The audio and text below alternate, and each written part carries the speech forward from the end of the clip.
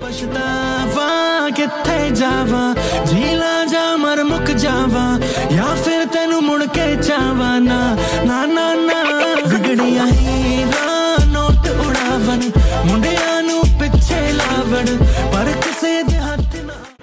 First of all আসসালামু আলাইকুম everyone. আমরা হঠাৎ করে একটা প্ল্যান করলাম যে আমরা পিৎজা খাবো। তো আমরা কখনো পিৎজা খাইনি বা আগে ট্রাই করি নাই পিৎজা। তো হঠাৎ একটা পিৎজা খুঁজতে খুঁজতে কোন জায়গায় ভালো পিৎজা পাওয়া যাবে সেটা খুঁজতে খুঁজতে তো আমরা দেখলাম যে পিৎজা স্কোয়ার নামে একটি শপ আছে, সেখানে দেখছিলাম যে ভালো পিৎজা পাওয়া যায় বা পিৎজার একটা অফার বা কিছু দেখছিলাম, দেখে আমরা চলে গেছিলাম। তো আমরা সব আমার ফ্রেন্ডকে বলছিলাম যে পিৎজা খাবে কি না, তো ওরাও বলছে যে ট্রাই করা যাক যে পিৎজাটা কেমন। আমরা তো কাচ্চি খাইছি, বিরিয়ানি খাইছি, এমনি এভরিথিং অনেক কিছু খাইছি, তো পিৎজাটা খাওয়া হয় নাই। তো আমরা পিৎজা টেস্ট করার জন্য সবাই চলে গেলাম। তো পিৎজা একটা আমার ফ্রেন্ডরা দেখতেছিল যে পিৎজা কোনটা কীরকম প্রাইস বা কীরকম কোনটা হবে। আর এখানে একটা জিনিস হচ্ছে, আমাদের ফ্রেন্ড ছিল, তো বিফ তো নেওয়াই যাবে না নাম্বার ওয়ান, তো চিকেন আইটেম দেখতেছিলাম। আর আমি মাশরুম এরকমটা খাই না, তো মাশরুমও ছিল ওইখানে। তো মাশরুমগুলো আমি আমার ফ্রেন্ডদেরকে দিয়ে দিচ্ছিলাম, উপরে ছিল মাশরুমগুলো। তো তাদের ডেকোরেশনটা খুবই সুন্দর ছিল। আর বৃষ্টির দিন ছিল, ওই দিন বৃষ্টি পড়তেছিল, তাই আমরা ছাদে যেতে পারি নাই। না হলে ছাদে গিয়ে আপনাদেরকে দেখাতে পারতাম যে ছাদের ভিউটা কত সুন্দর হয়। তাদের ওইখান থেকে আমি অনেক ভিডিও বা ছবি দেখেছি। তো তাদের ছাদটা ওই দিন অফ ছিল বৃষ্টির কারণে।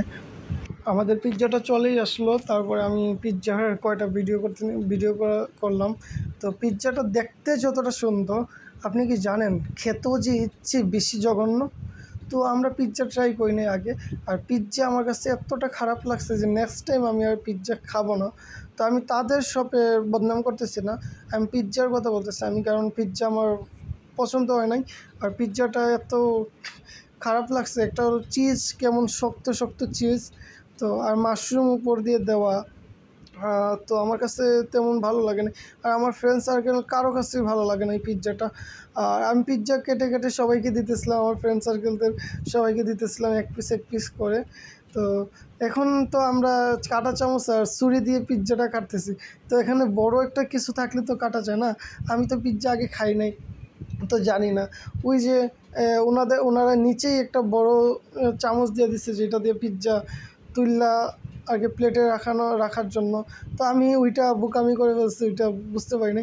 তো পরে লাস্টে পিৎজার সবগুলো তোলার পর এই যে এখন দেখি নিচে ছুরি, এই যে এখন আমি পুরো হতবাক হয়ে গেলাম যে ওরা তো দিয়েই দিছে ছুরি, তো আমি এত কষ্ট করলাম কেন এতক্ষণ ধরে কাঁটা চামচ আর ছোটো নাইফ দিয়ে।